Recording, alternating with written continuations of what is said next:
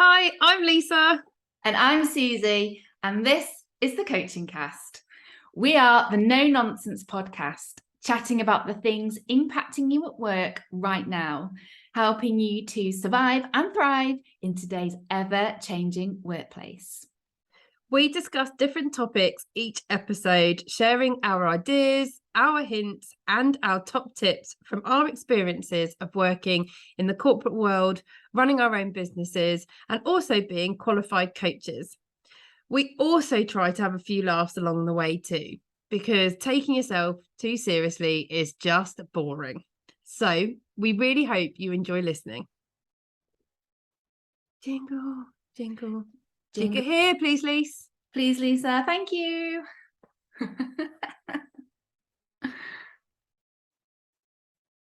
In today's episode, we're discussing empowering those you work with, the what, the why, and the how. And we'll be sharing our top tips for you to try yourself.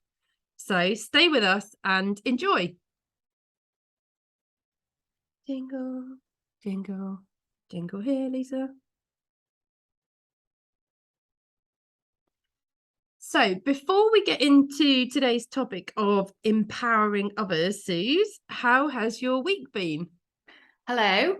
Yeah, my week has been good, thank you. I was actually solo parenting last week. Oh God. You're still here. You survived it. Just about. If you watched last week's episode on toxic bosses, you may have seen I kind of looked a slightly more disheveled self, and that's because I had zero time to do anything else. So yeah, it was fun. I survived. Shout out to any solo parents out there because you do a phenomenal job. I got a taste of it for a week and I was absolutely done in. So yes, big love there. But yeah, so I've been mainly kind of spinning plates, juggling lots of different plates, going from kind of one thing to another, but I survived and that's the main thing. I'm sat here today. Yes, well done. I don't know how you do it. I don't know how anyone does it at all. So any solo parents out there, geez, I think I say it all the time. I can just about look after myself and my dog, and that's about it. So anyone who looks after and keeps another human being alive, in my eyes, is a superhero. So yeah, gosh. Yeah, I've got a few bags under the eyes, that's for sure. I feel like I've like aged quite a lot in the last week, and a lot of coffee has been consumed. But yeah, all good. Big day today in my village where I live. Do you know why? Why? Tell us, everyone. Tell Suze. So I can't speak. Suze, tell everyone. I'm so excited. I'm so excited I can't speak. I'm stumbling over my words. Well, I've lived here for nearly 10 years, so it's 9 years this year. And today our village gets its first fish and chip shop. Oh my goodness. A big day today. There's an opening, there's a grand opening at 5 p.m. where you can go and have like a taste of fish and chips and have a glass of prosecco. So you're going then?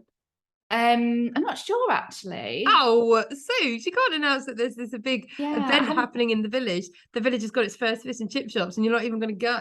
I know I should go really. And yeah, no, I will go. I feel a bit bad now. I will Yeah, go. you should definitely go, even if it's just for the glass of prosecco, not the actual fish and chips. Oh my goodness. So yeah, big news. This is big news in our village in Cheshire. Wow. We haven't had a fish and chip shop, or we haven't had a takeaway. There's no takeaways in our village for a really, really long time.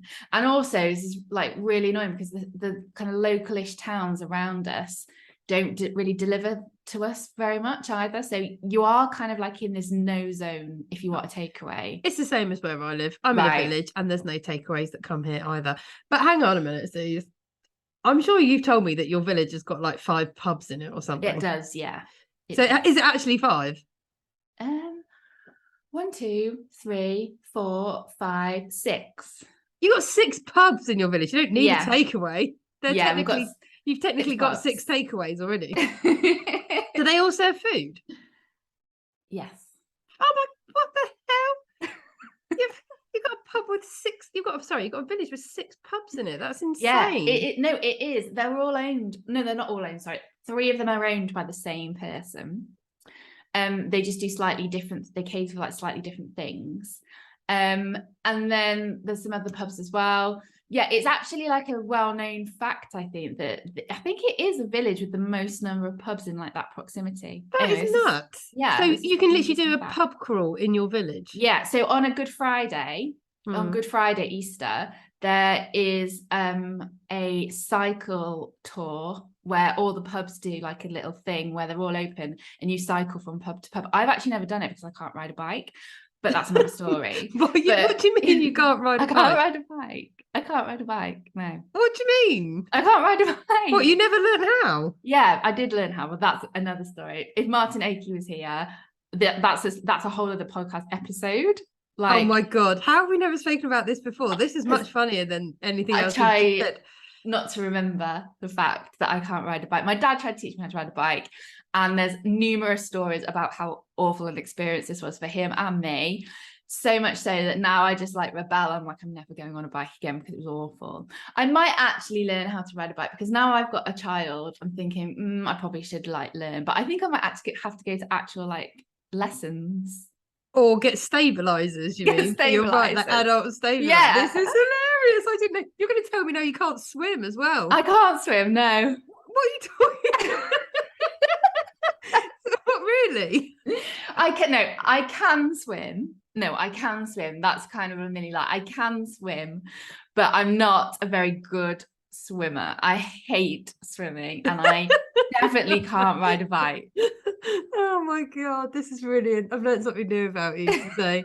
You can't ride a bike and you can't swim. No. And you also hate climbing, going up hills. I mean, downhills.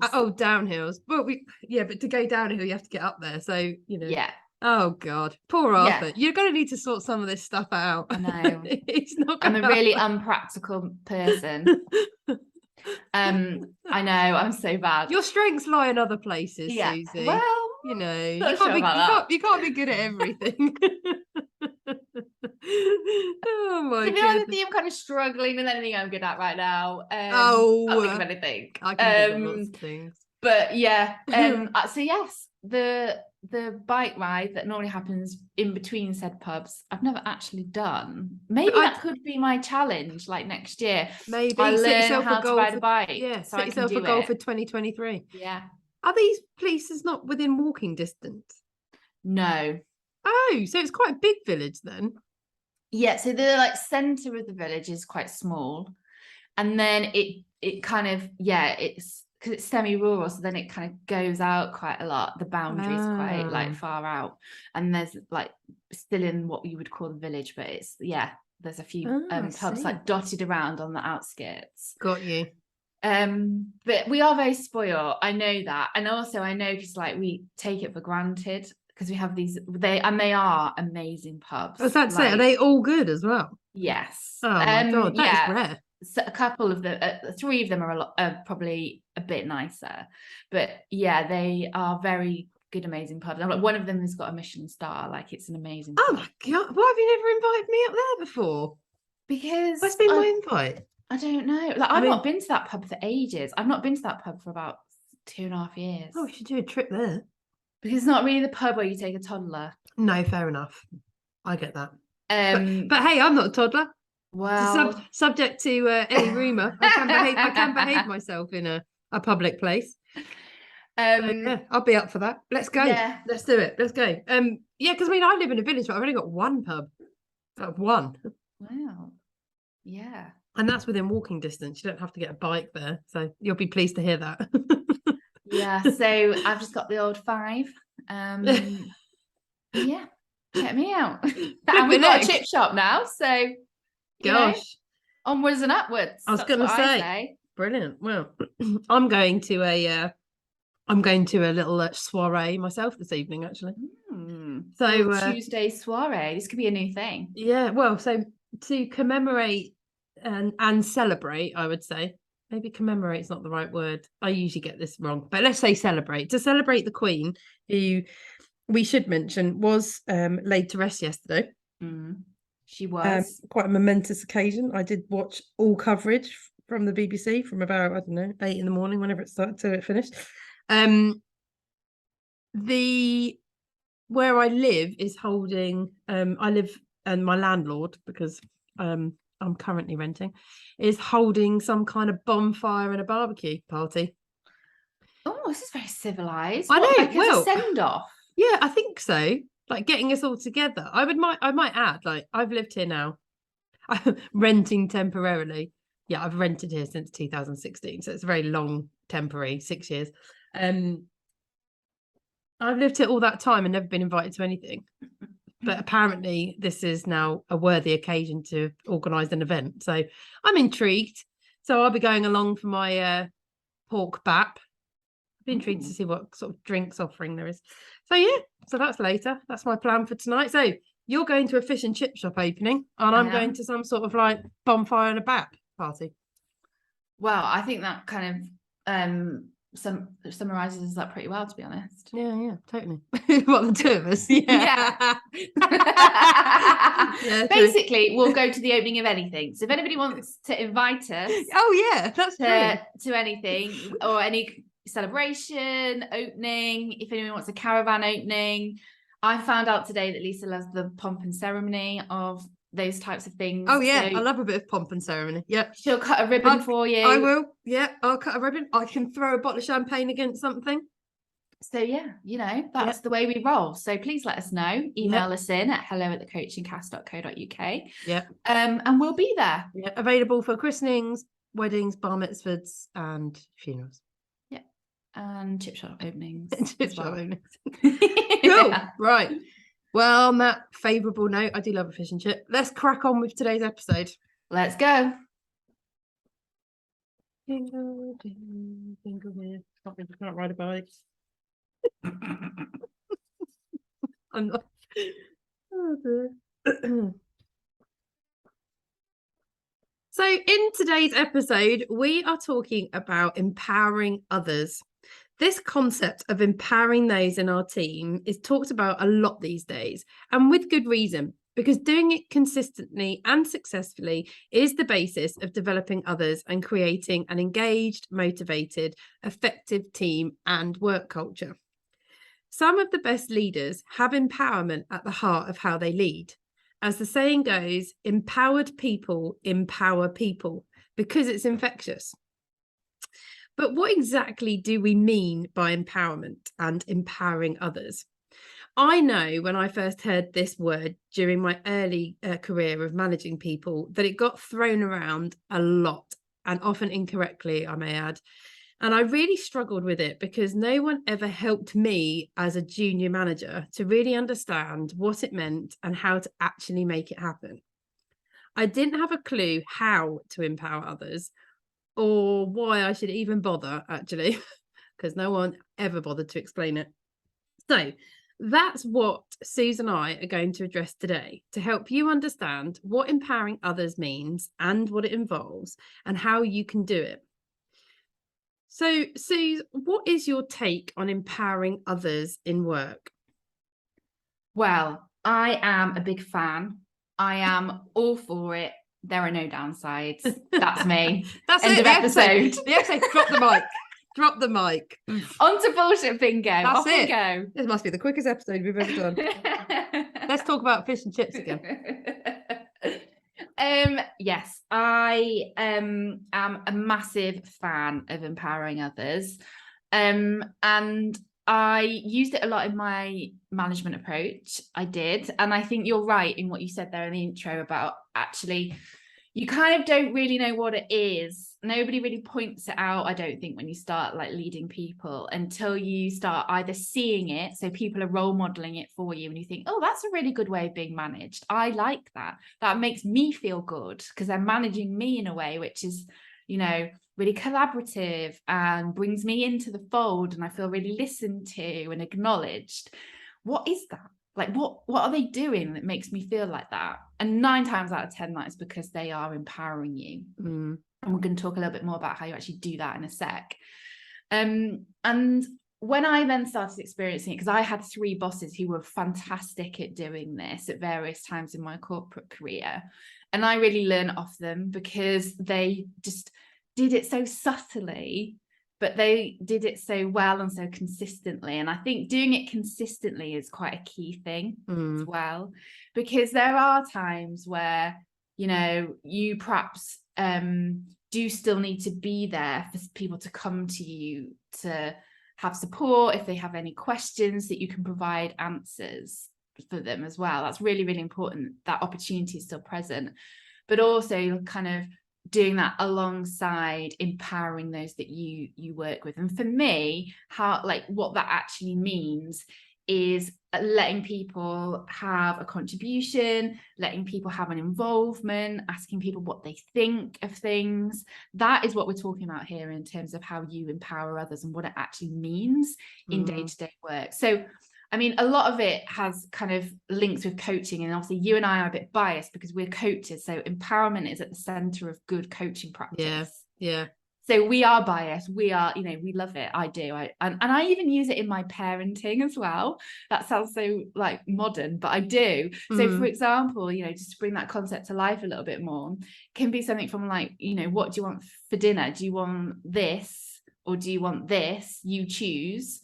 And my little boy will choose, and I'm like, right, so I'm empowering him to make that decision by giving him the options. So that is fundamentally what we mean here, is allowing people to have an input into something. And it's so powerful, powerful. I think to add to that, the difference that really makes that an empowering experience is then allowing that decision to sit and to unfold. So that it actually means, so for example, in your story there with Arthur, it's you saying, what would you like for dinner? Him going, I want chips. And you going, okay.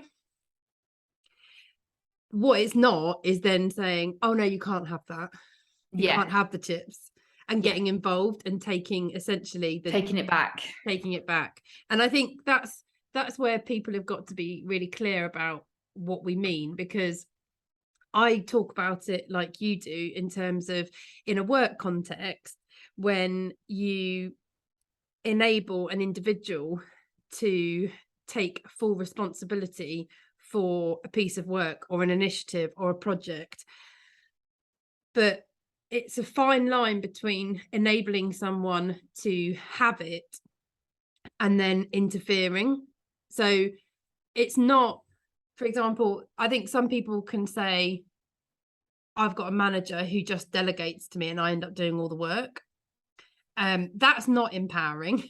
Because yes, you're getting somebody involved. Yes, you're giving them work to do. Yes, you're enabling them to go off and do it. But actually, it's not empowering if you then don't do that in a way that gives them the space and supports them to have the ability to actually do it. So overloading somebody with loads of work and lots of different pieces of work is actually suffocating, because they're not going to practically be able to do all of that. And actually you're just push them into a space of feeling overwhelmed and put upon.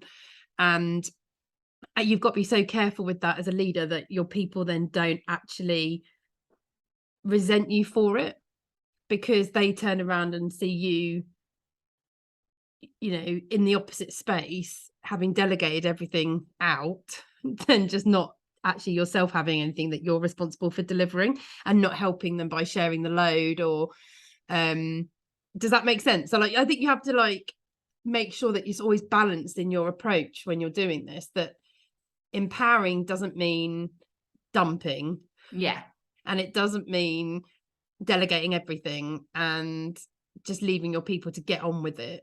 Because I think you mentioned the word there, like still being available to support, which is so important. That actually, I think you've got to always get that right. And also it's that then the other side of things that I was just talking about there when I was talking about Arthur, and your example, is it's not, you've got to be careful as well not to micromanage. So you can't support people by saying, look, I'm going to give you the responsibility of this, off you go, if you're then going to just constantly interfere, because that's not empowering either. The whole point is that you empower someone because you trust them to do it and to do it well, but you maintain a level of interaction and engagement so that they know there's support there if they need it or they want it, but they haven't got you constantly overseeing it. Definitely. There's no like, I think when you micromanage someone, I know we talked about micromanaging previously in previous episodes, but there is nothing more that destroys somebody's like motivation, soul, purpose, joy for their work, confidence, than when they are micromanaged. And actually, because that becomes then about you micromanage, because your desire for control, your desire to input, your desire to have, I don't know, creative responsibility or whatever it is, it actually, the focus then like turns around and it's then focused on you, rather than the person who is delivering something for you or having a conversation on behalf of you or whatever it is. And that's not what we're talking about here. Like, and so that's a really, it's like good the point. opposite. Yeah, it's like the opposite. exactly. If you want to be the opposite of empowering, be micromanager, because that suffocates any form of horrid creative thought, autonomy, diverse thinking, diversity, inclusion. As you just said, like, it kind of suffocates any sort of inspiration or motivation. My point with this always is, and I did have a manager once who had a tendency to micromanage. It's insulting. That's the first word I would describe it. It's insulting because actually it dismisses all your skills, your strengths, your experience, your capability, which I don't think people who micromanage recognize that that's what they're doing. That's not their intent, but that's the effect of it. And it gets to that point where I'm like, oh my God, why did you employ me and waste all this money on my salary if you were just not going to let me do a job? Or if you thought you could do it better? Like, it's just, what's the point? Yeah. You might as well just fire me now or just let me leave and you can carry on trying to do 3 jobs if that's what you really want to do. Yeah, definitely. So I mean, it might seem obvious, this question, I guess, but why do you think it's so, and we might have touched upon it just then, actually, like, why do you think it's so important to empower people? Well, I think for me, very simply, actually, it's how you get things done, like in my experience of it. I think, you know, when you are empowered, it is such a powerful feeling and a privilege, actually, in depending on the context of which you're operating in at work, to you know, have that contribution, have that viewpoint, get involved, have that ownership, get things done, move things forward, to your point. And I think as a principle, then the reason why that is important is because of the psychology that sits behind it. You know, there's a lot of reading out there, a lot of research out there that, you know, suggests when people have had those things, so those things are in place, so whether they've been able to have a contribution, been involved, etc., then they have an interest because they feel valued in it and they feel like they're bought into it. They've had a contribution into things. They're more invested. That just comes naturally. And so because of that, they're more likely to action things. And so fundamentally, like, yeah, it's no more complicated than that. It's a really good principle which helps you just get stuff done and move things forward in a way which is really positive for people to work with you. And I definitely know that when I was leading people, this was a big thing at the heart of the way that I led. So like my leadership style, I definitely had empowerment at the center of that. And I think people who I manage would say that as well, I'd like to think.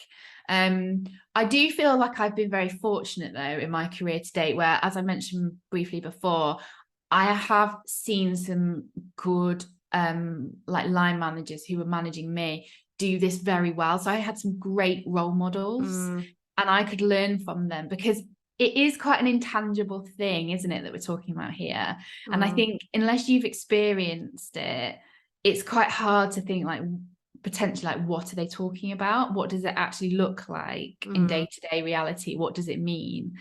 And even just in the kind of my line managers, like little actions around in meetings, like asking for, okay, so Suzy, what do you think about this? Because you're I don't know, an expert in this area. What's your take on this? Okay, how would you feel about taking this forward? Like, that is about kind of empowering people to have a view, to take that action.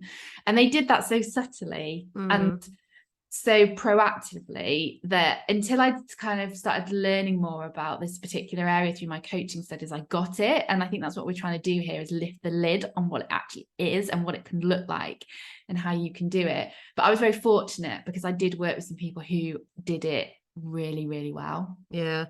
I think, you know, in terms of recognizing it in action, and I think it's a fair point what you're describing, but I think it's always remembering that, like, you have a team of people for a purpose. If the job could be done by one person, it just would be, but it's not, because the job is bigger than that. And so you have a team in place to distribute the workload and the responsibility of said workload.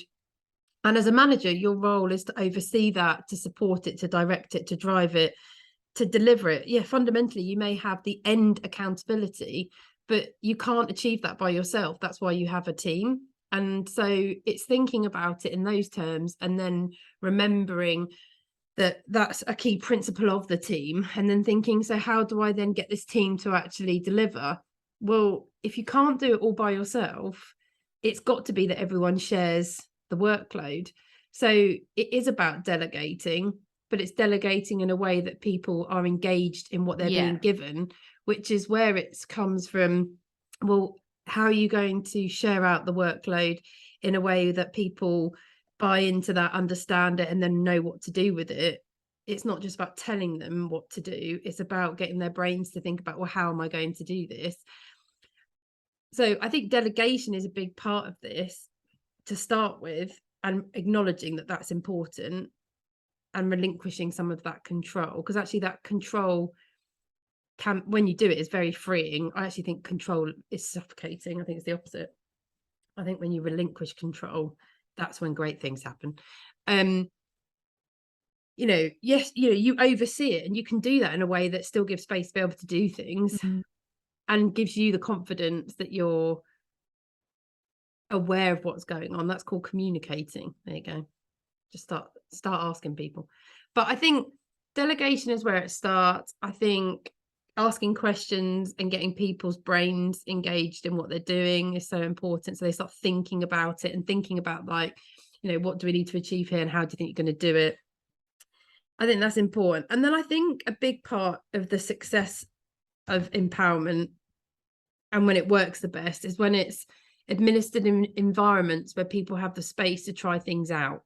Because you and I were fortunate to work together in an organisation that championed giving it a go and just seeing what happens, and adopting Carol Dweck's growth mindset principle, which is, you know, it may not be a right now, but it's not a never, it's just a not yet. And, you know, try things out and make a mistake. That's okay, as long as you learn from that mistake and you correct yourself as quickly as you can, so that you don't repeat it. You know, we were in that kind of space. And I think empowering people, and the whole process of empowerment, only really thrives in those kind of places where there's the space to try. I think where individuals struggle at times to empower people is where the culture itself doesn't support that, because everything has to have been done yesterday, mistakes aren't tolerated, there's a fear around failure. I think that's where managers can become overwhelmed with, I'm just going to do it myself. So I do think there's got to be certain principles that are at play to then support empowering others, and where, you know, there isn't going to be some really scary negative repercussion if you try it. Yeah, no, definitely. That fear of failure, I think, is a big one in terms of underpinning the success of when you empower people, and actually it being okay for it to, you know, a mistake to be made or something not to work. But, you know, we've talked about growth mindset before, but for you to then learn from it, that has to be there as a safety net if you're going to really lead with empowerment. Yeah, or if you're going to be bold enough to try. Like, I think I see a lot of examples of where and I have done historically as well, where managers are just trying to do everything. And there's kind of two camps there. There's the camp of there's a camp where the manager or managers believe that their role is to protect and support and nurture, but that goes over into a space where they then try to do everything and not essentially allow the pressure of the workload or the pressure of work in general to touch their team, not realizing that one, that's completely doing themselves a disservice, because they're just like eroding their energy, it's not sustainable. No, quite. So and actually not necessarily realizing that in doing so it's not actually helping their team, because their team aren't having the opportunities to try things out, to be challenged, to grow, and they're kind of being protected falsely, so that actually they're not actually engaged with what's going on in the situation. They don't realize that actually that approach is doing the opposite. It's not having a positive impact.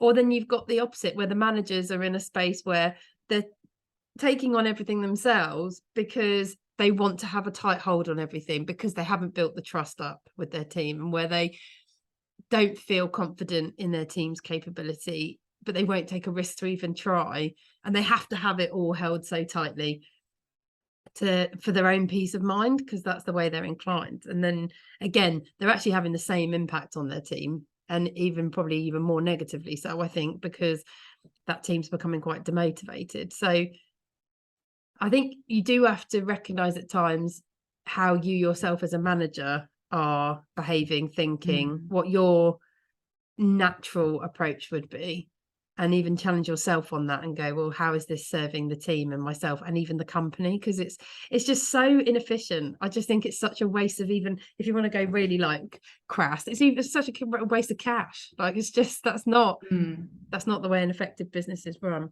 So you talk about, Suze, your experience of empowerment and being empowered, and how you adopted that yourself as much as you could with your own teams. So how did you do it? Like, how did you enable people to feel empowered? Well, the first thing I did was I just asked the same question quite a lot. And that question is nothing particularly complicated. And it is, okay, what do you think? And to be clear, that's not about deflecting responsibility. That's not about just suddenly saying, right, delegation, that's now your ownership. I'm not saying that here. I'm just saying, I said, like, what's the fine line, people? Yeah, that's not what I'm saying. But, you know, if you've got a problem, a problem. So like, let's bring this to life. So I had a problem in my team. There was a particular issue around our reporting system. We just moved to a brand new online reporting system. It didn't work very well. There was some issues with it. So I just wrote that problem up on a flip chart one day, like randomly. And I was like, flip chart, missed the flip chart. Oh, flip chart. Now you can do it on a digital whiteboard, if you know, with the times. A practical whiteboard. Or if you want a small whiteboard off Amazon or other online providers, as we do with our Whiteboard Wednesdays. You want to relive that experience? Exactly. I just happened to write up one day when we were all together. And I was like, this is the problem. This is the challenge we're facing. Like, right, let's go through one-to-one. So this person, what do you think the issue is here, and what's the solution? Right, okay, that's really good. There's some good ideas there. Thanks for sharing. Capture those. Okay, next person, what do you think? Like, and you know, I went through that like one by one. We captured some of that, and then I looked at it and I was like, okay, well, I think we've got a plan here actually. And then we went on to that kind of next step, that action stage of like who's doing what. And actually what I found is that people then started to volunteer for some stuff because they'd had an input into it already. And that engagement's there. You've got the brain going, like the brain's going, people come up with ideas, you know, that's so great. It's creating that like creative space and the space to think and encouraging everyone to get involved. Yeah. So for me, I think, you know, that is a very simple way of how you start to do it. It's just taking a second to kind of pose that question, and posing that question does not then mean that you are delegating at that point. Remember, that's not what we're saying here, but asking and posing that question for me, worked really simply and really beautifully, and it's something that I would highly recommend. And I think the other thing as well is, you know, if you're struggling with doing this, or your natural preference is to hold on to stuff, you know, to maybe not necessarily at the extent of micromanaging, but you think, I can do it because I'll do it best, I'll do it well, I'll do it to the standard that's needed because there's lots of other stuff going on and I just know how to do it, it'll be quicker, etc. Like, okay, yes, there is an element of that is valid and true, but actually just take a second and think about, well, how will me doing this make the other person feel? Because if it's something that somebody else, you know, is very passionate about or is very good at, or, you know, could help you with, how would that other person feel if I was to crack on and just do this myself now? And actually the answer to that is probably like, well, a bit annoyed or not great, or actually that might really disengage them, or whatever it is, then that's when you stop and think about, okay, could I change my approach here to perhaps be one that involves empowering them a bit more before I just take it all on myself and crack on. So there would be the two things I'd say that has worked for me in how to make those that I've worked with, and also the experience of myself being empowered, how to put that at the heart of what you do. Yeah. And I think it's thinking in those moments, so that moment you just put there about, if you're in that space where you're like, I'm just going to do this myself, and sort of catching yourself and stopping and saying, well, actually, how will that make others feel? I think as well, the other way to look at that is actually thinking about it in terms of, what are the learning opportunities here for my team if I were to give them? Because I think, you know, a big role of leadership is enabling and supporting others to develop.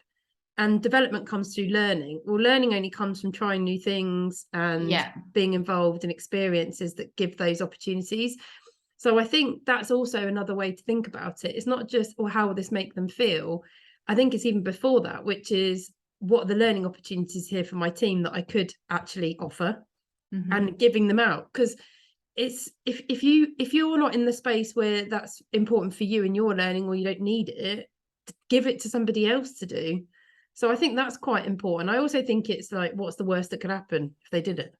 I mean, it's just, I would suspect in most cases nothing bad. That's why it's like, well, just stop then and let them try.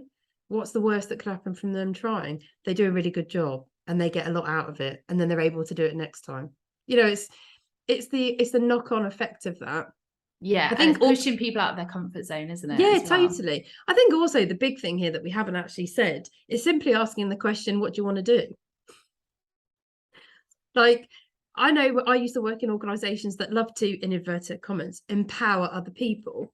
Well, they empower people in their approach by telling us what we were going to do. It's like the opposite of empowerment. If you're starting to tell someone how to do something or what they're going to do, you're not empowering them. You ain't empowering. No, so stop telling. No. But equally, it was that there was often a complete disconnect between the task and actually what I wanted to do. Now, don't get me wrong, in business and in any role that you do, there's likely to be certain elements that you've just got to suck up and say, right, it's not necessarily what I'd like to do, but it's a requirement of the job. And so I've just got to crack on and do it. Obviously, if that happens too often, you're probably in the wrong job if you don't like any of what you're being asked to do. Yeah. But, you know, there's not going to always be 100% of the time things that you're like, oh, I love doing this. It's just a consequence of what the job expects and requires. But equally, someone asking me constantly to do things, and telling me what to do, and it being fundamentally something I didn't enjoy doing and it wasn't aligned to my strengths, that is not empowering. But it was happening in some roles I've had historically quite often.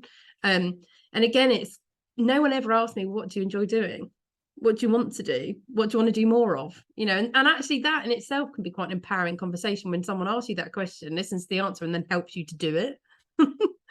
You're like, oh, brilliant. I'm actually being empowered to do the things that I'm good at and that I'd like to do. So I think it's thinking about that as well.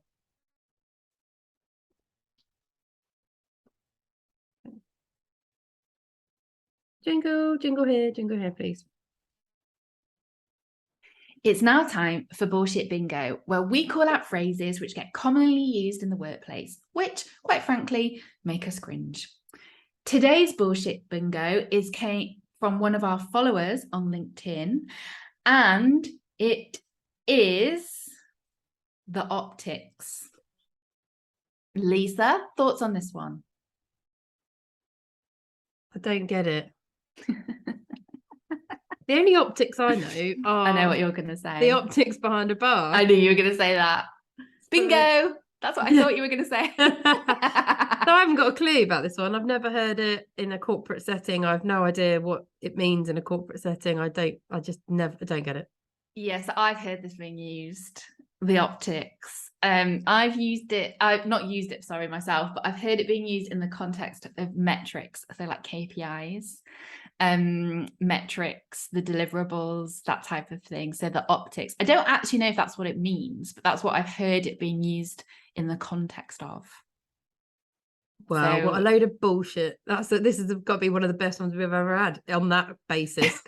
Why would you just not say the objectives or the targets? Or we don't need any more terms for that. So yeah, let's keep this one short and sweet today then, because this one's absolute nonsense. So thanks for sharing, whoever shared it, but I don't even understand it. And if anyone said it to me, I would literally go, huh?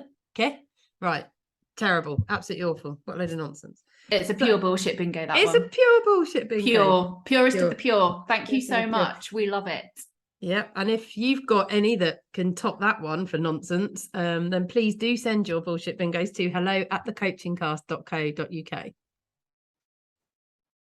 Jingle, jingle, jingle, jingle here, Lisa. Thank you.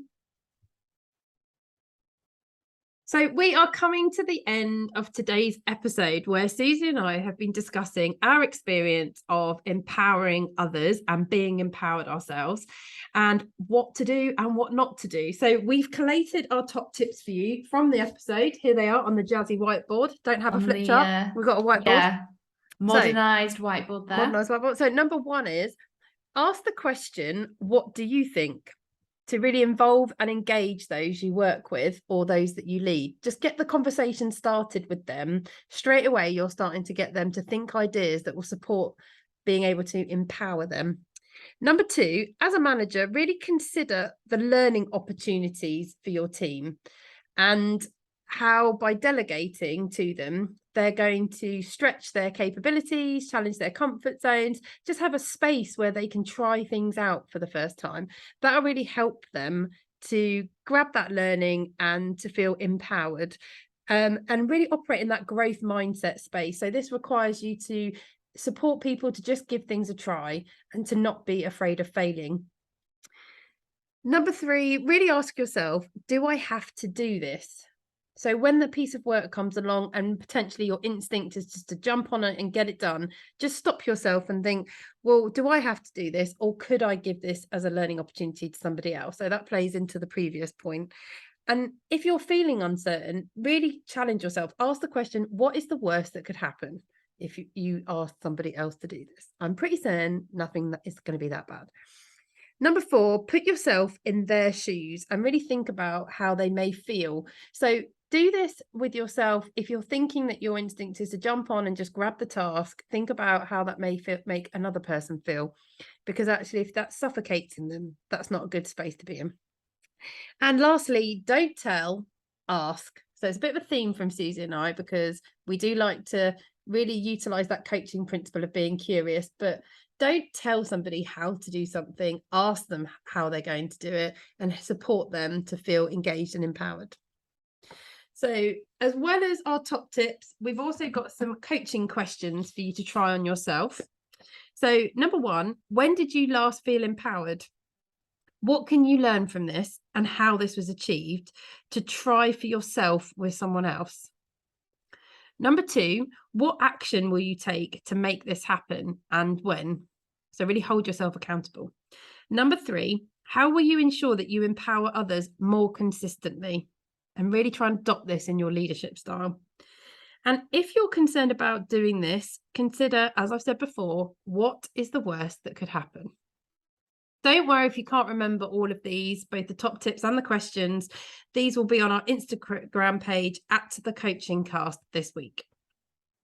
We hope you've enjoyed today's episode and have some new ideas to take away and try for yourselves. If you have any questions, thoughts, or feedback, we love hearing from you, our CBBs, and you can do this and contact us in 3 ways. on email, hello@thecoachingcast.co.uk, on Instagram @thecoachingcast, and finally, you can contact us through our website as well, thecoachingcast.co.uk. Your support helps more than you know. So if you like what you've heard today and would like to help us grow this podcast, please do us a favour. Leave us a review on the Apple Podcast app. You have no idea how important these reviews are. Hit subscribe wherever you listen. And also give us a follow on Instagram @thecoachingcast. Don't forget, you can also watch each of these episodes on our YouTube channel and also on our website. All you need to do to find us on YouTube is to search for The Coaching Cast. And you can see our lovely faces. Lovely faces, yes. That is very true. We both love music and use it to motivate and energize us. So we like to finish every single episode of the Coaching Cast with our personal song recommendation, which hopefully gives you a bit of extra positivity and energy as you launch into your next meeting, whether that's face-to-face or virtual.